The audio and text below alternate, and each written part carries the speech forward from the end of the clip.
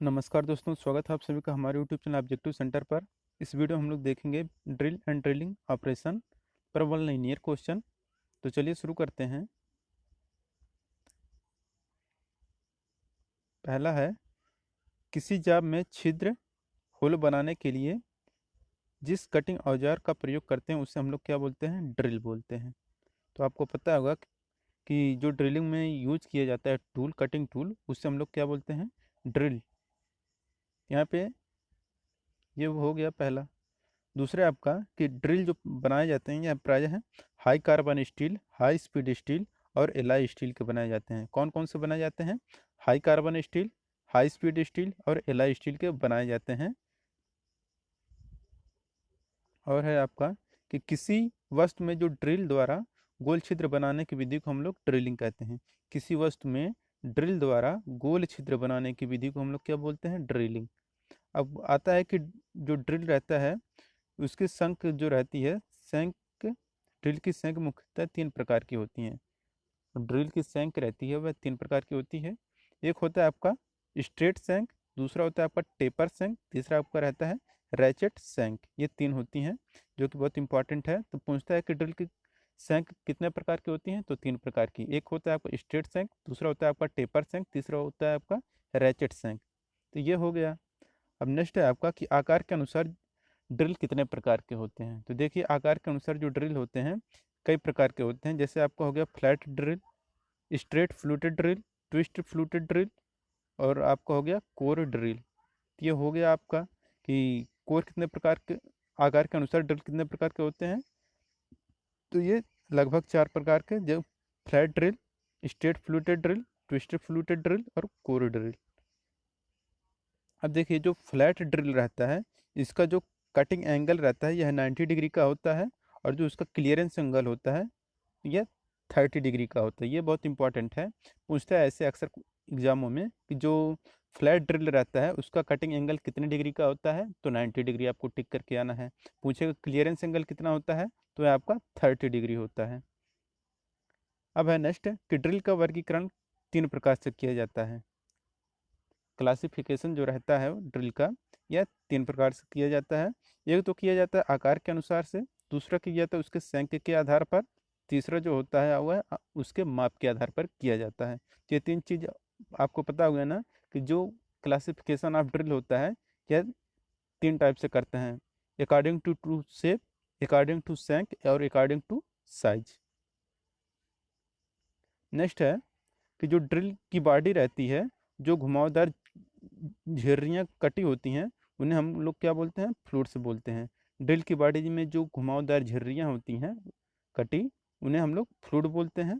और spray pump, nipple तथा घड़ियों के कल पुर्जों में बारीक सुराख करने के लिए यूरेका नामक स्ट्रेट फ्लूटेड ड्रिल का यूज किया जाता है।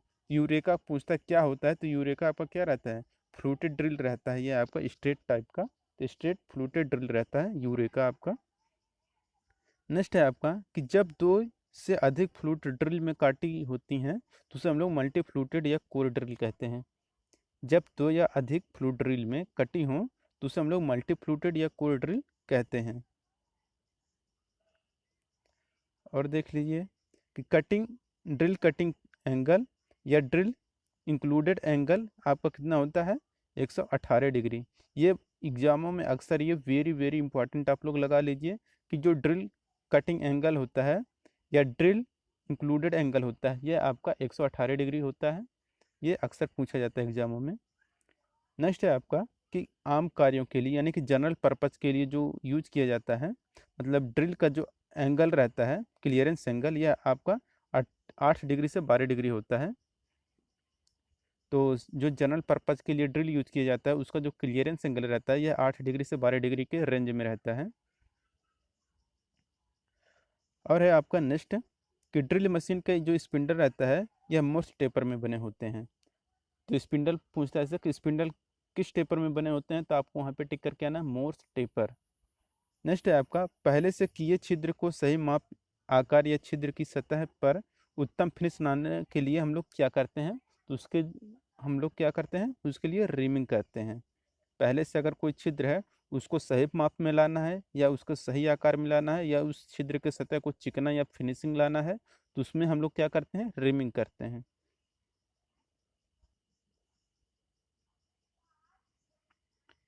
अब है काउंटर सिंकिंग का प्रयोग पहले से किए हुए सुराख एवं कोनिकल करने के लिए किया जाता है। जो काउंटर सिंकिंग रहता है यह किया जाता है जो पहले से सुराख का मुंह तिरछा करने के लिए किया जाता है, यानी कि कोन, यानी कि एक शंकु की तरह करने के लिए किया जाता है। नेक्स्ट है आपका कि जो ड्रिल मशीन रहता है, ड्रिल मशीन पर घूमते हुए छिद्रों में चूड़ी काटने की विधि को हम लोग टैपिंग बोलते हैं। क्या बोलते हैं, टैपिंग। ड्रिल मशीन पर घूमते हुए छिद्रों में चूड़ी काटने की विधि को हम लोग क्या बोलते हैं, टैपिंग बोलते हैं। नेक्स्ट है आपका कि ड्रिलिंग मशीन पर बड़े व्यास के छिद्र बनाने या गोलाकार जाप काटने के लिए हम लोग ट्रिपैनिंग की जाती है। ड्रिलिंग मशीन पर बड़े व्यास के छिद्र बनाने या गोलाकार जाप काटने के लिए ट्रिपैनिंग की जाती है उस पर। तो पूछता है कि जो ट्रिपैनिंग रहता है, ट्रिपैनिंग प्रोसेस में क्या किया जाता है, तो हम लोग टिक करके आएंगे, बड़े व्यास के छिद्र बनाने के लिए या गोलाकार जाप काटने के लिए ट्रिपैनिंग किया जाता है। नेक्स्ट क्वेश्चन है आपका कि जो ड्रिल चक ड्रिल को पकड़ने का एक साधन होता है। ड्रिल चक क्या होता है, ड्रिल को पकड़ने के लिए यूज किया, जैसे आपका लेथ मशीन में लेथ चक यूज किया जाता है ना, 4J चक और 3J चक रहता है, वैसे इसमें भी होता है, चक यूज किया जाता है और उस चक को बोलते हैं हम लोग ड्रिल चक। नेक्स्ट क्वेश्चन है आपका कि ड्रिलिंग थ्रस्ट, यानी कि ड्रिलिंग थ्रस्ट को कम करने के लिए कटिंग एज के पीछे पॉइंट या वेब की चौड़ाई को ग्राइंड करके कम करने की विधि को हम लोग वेब थिनिंग कहते हैं। जो ड्रिलिंग थ्रस्ट को कम करने के लिए कटिंग एज के पीछे पॉइंट या वेब की चौड़ाई को ग्राइंड करके कम करने की विधि को हम लोग वेब थिनिंग कहते हैं। चलते हैं नेक्स्ट पे। नेक्स्ट है ड्रिलिंग से परिशुद्ध माप के छिद्र नहीं प्राप्त कर सकते हैं। जो ड्रिलिंग रहता है उससे हम लोग परिशुद्ध माप का छिद्र प्राप्त नहीं कर सकते हैं। इसके लिए हम लोग क्या करते हैं, उस पर रिमिंग, इसको ड्रिलिंग करने को हम लोग रिमिंग करते हैं, जिससे हमारा सतह चिकना प्राप्त होता है। तो अब नेक्स्ट है कि काउंटर बोरिंग के लिए काउंटर बोरिंग टूल का यूज किया जाता है। जाहिर सी बात है भाई, अगर काउंटर बोरिंग करना है तो भाई काउंटर बोरिंग टूल ही यूज करेंगे, दूसरा टूल तो यूज नहीं कर सकते हैं। नेक्स्ट है आपका कि जो रेडियल ड्रिलिंग मशीन की आर्म रहती है वह चारों तरफ घुमाई जा सकती है। तो भाई रेडियल आर्म जो रहता है, उसकी जो ड्रिलिंग मशीन की जो आर्म रहती है वह चारों तरफ घुमाई जा सकती है। जो पिलर ड्रिलिंग मशीन रहता है उसका स्पिंडल वर्टिकल होता है। ये भी जान लीजिए, पूछता है कि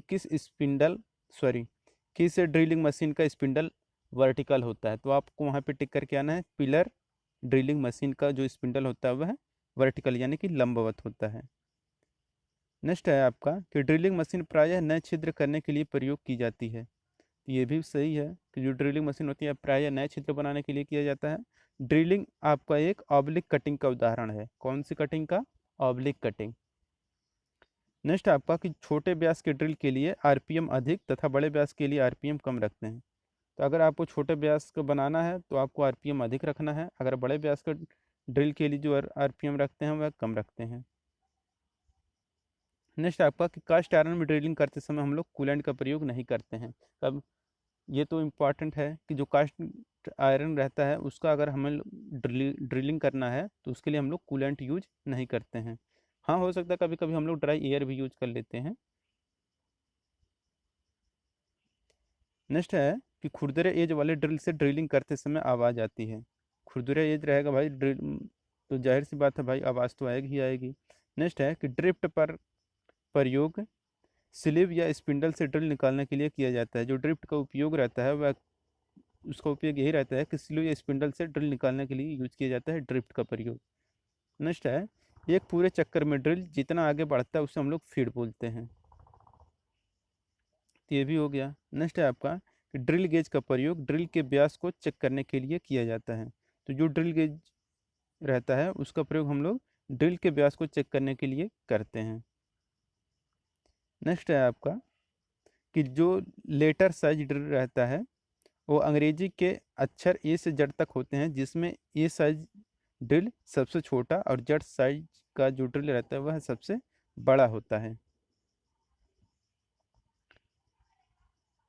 नेक्स्ट है कि नंबर साइज ड्रिल एक नंबर से 80 नंबर तक होते हैं।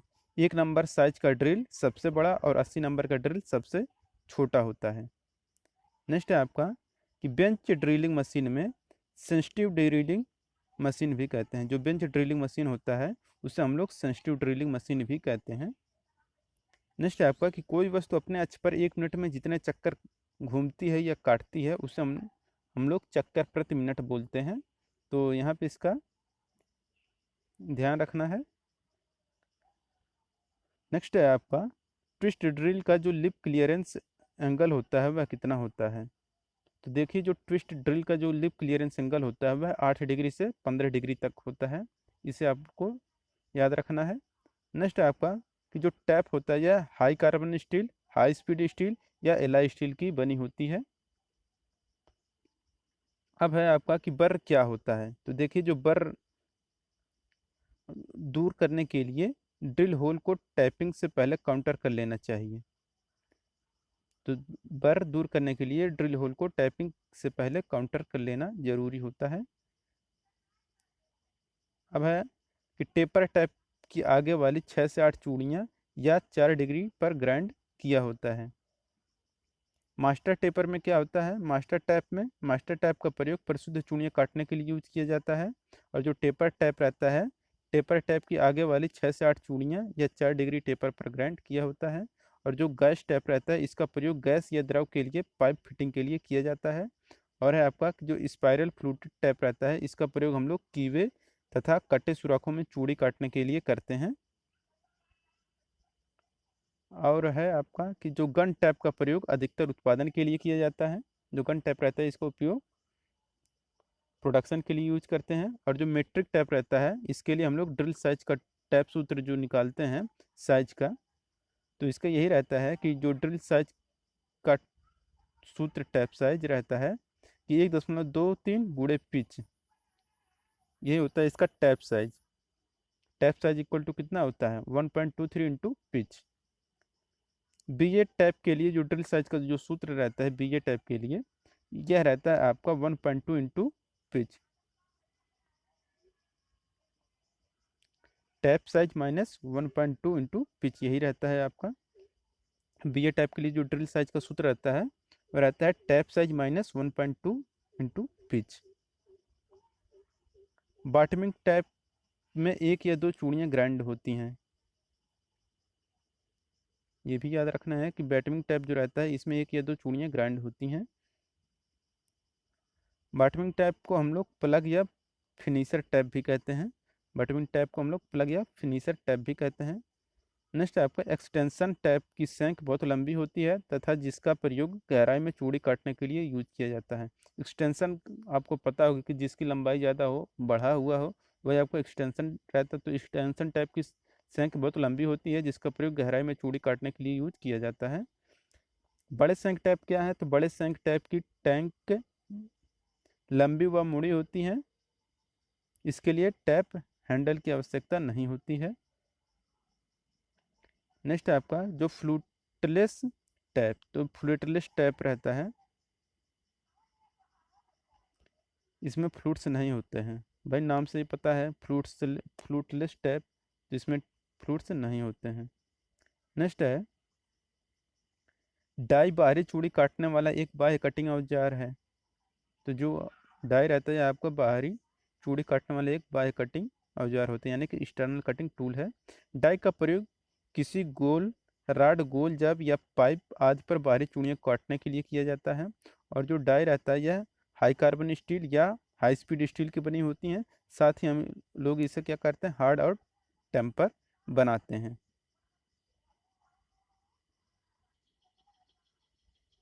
अब है कि डाई कितने प्रकार की होती है। तो देखिए डाई के कई प्रकार की होती हैं। कौन कौन से, जैसे कि आपका हो गया solid die, split die, adjustable die, pipe die, die nut, die plate. ये हो गए आपके लगभग 6 प्रकार के। कौन कौन से, solid die, split die, adjustable die, pipe die, die nut, die plate. और जो स्टेबल डाई 2 टुकड़ों में होती हैं।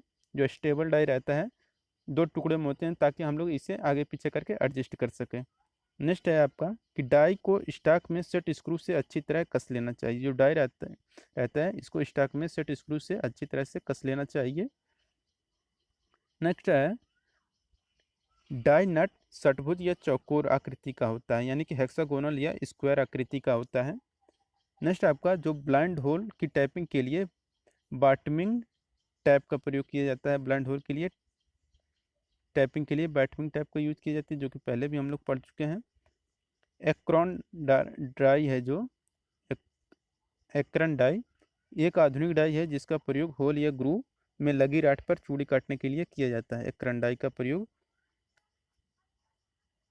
होल या ग्रूव में लगी राठ पर चूड़ी काटने के लिए करते हैं। डाई स्टाक, तो डाई स्टाक एक होल्डिंग डिवाइस है जिसमें डाई को पकड़कर चूड़ी काटी जाती है। इन्हें डाई हैंडल भी कहते हैं। नेक्स्ट है डाई द्वारा चूड़ी काटने के लिए राठ के साइज जो निर्धारित करता है उसे ब्लैंक साइज कहते हैं। नेक्स्ट है आपका कि पुरानी चूड़ियों को साफ करने तथा थ्रेडिंग मशीन पर चूड़ियाँ काटने के लिए चेजर डाई प्रयोग किया जाता है। पुरानी चूड़ियों को साफ करने तथा थ्रेडिंग मशीन पर चूड़ी काटने के लिए हम लोग चेजर डाई का प्रयोग करते हैं। नेक्स्ट है आपका कि ड्रिल एक चक्र में धातु के अंदर जितना घुसता है उसे हम लोग फीड कहते हैं। यहाँ पे ये हो जाएगा कि ड्रिल एक चक्र में धातु के अंदर जितना घुसता है उसे हम लोग फीड कहते हैं।